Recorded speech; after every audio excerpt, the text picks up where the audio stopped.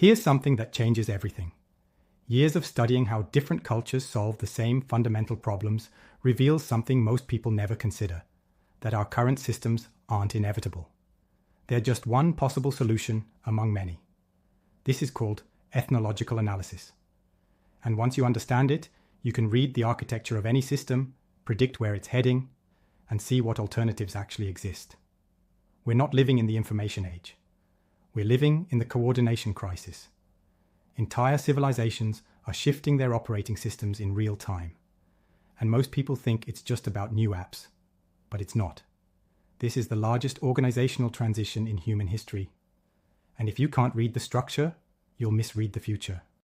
Welcome to Clarity AI News, where we use advanced synthetic intelligence to identify and analyze news stories that matter most to people who truly care about independent media and honest, unbiased world news coverage.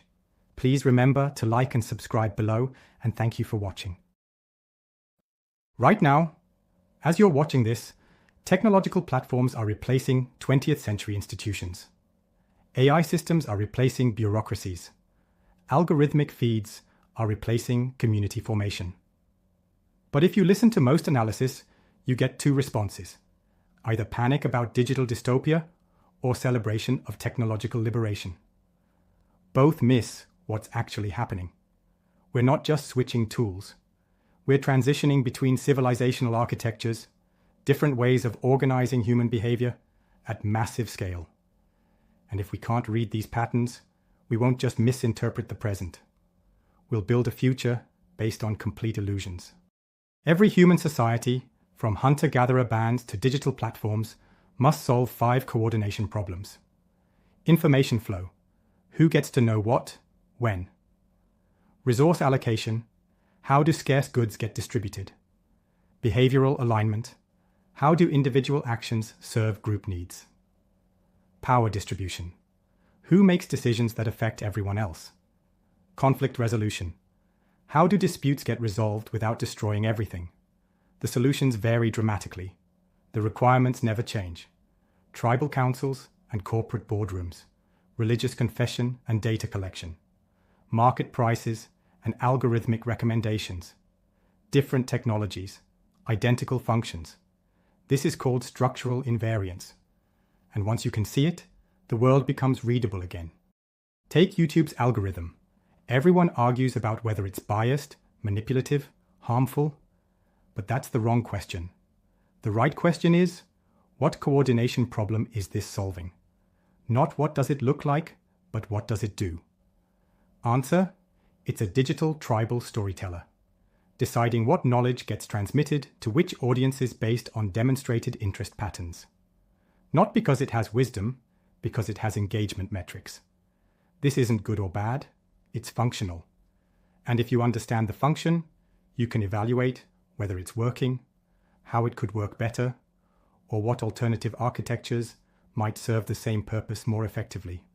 Or look at social media feeds. We debate whether they're connecting us or isolating us. But functionally, they're attention allocation systems.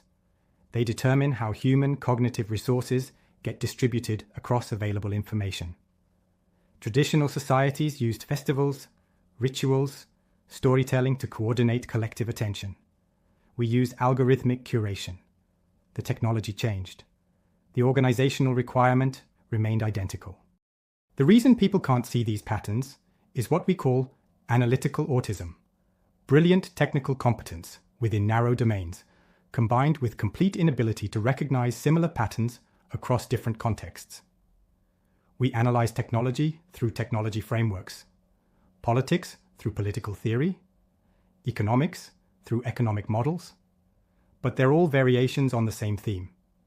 How do humans coordinate behavior at scale? Most critics focus on ideological objections. Surveillance is bad. Algorithms manipulate us rather than functional analysis. What coordination problems are these systems actually solving? How effectively? What are the trade-offs? What alternatives exist?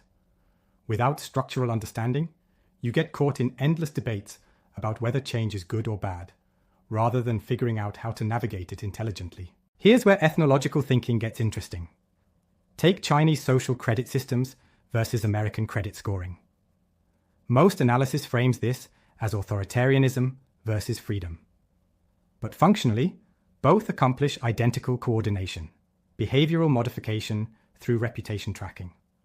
One is explicit about social control. The other disguises it as consumer choice. Neither is inherently good or evil. They're different architectural approaches to managing trust in complex societies. Understanding this doesn't mean endorsing either system.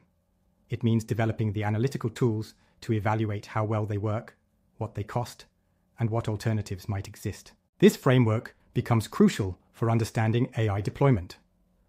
Most people argue about whether AI will save us or destroy us. But AI systems are just externalized decision-making processes, technological equivalents of cultural institutions that have always helped humans navigate complex choice environments. Recommendation algorithms are digital taste-making institutions. Large language models are technological oral traditions. Automated decision systems are electronic bureaucracies. The question isn't whether these are good or bad. The question is, are they solving the coordination problems we actually face? Are they doing it effectively? What are the side effects? How do we maintain human agency within these systems? We're not just experiencing technological change. We're experiencing civilizational architecture transition. The organizational systems that coordinated human behavior for the last century, nation-states, corporations, educational institutions, media systems, are breaking down. New coordination mechanisms are emerging: platform governance, algorithmic curation, AI-mediated decision-making, global digital networks. But most people can't recognize them as coordination systems because they're embedded within technologies that feel like consumer products. The failure to read these patterns isn't just academic confusion. It's a threat vector.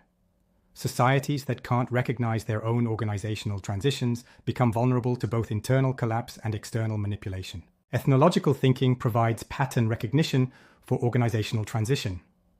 It teaches you to identify universal coordination requirements across different technological and cultural contexts, to recognize functional equivalents across systems that appear completely different, to distinguish between structural necessities and cultural accidents. This isn't about defending particular ideological positions or advocating for specific technologies. It's about developing system literacy, understanding what organizational architectures actually do versus what they claim to do. And here's the key. Understanding structure gives you leverage over systems that would otherwise shape you invisibly. That matters because we're about to make massive decisions about how human society gets organized for the next 50 years. AI governance, platform regulation, economic system design, global coordination mechanisms, all of these depend on understanding how coordination actually works. This is why the Clarity Engine methodology exists, not as a product or brand, but as applied ethnological analysis for real-time system documentation. The goal is simple. Observe what's actually happening. Identify the coordination patterns.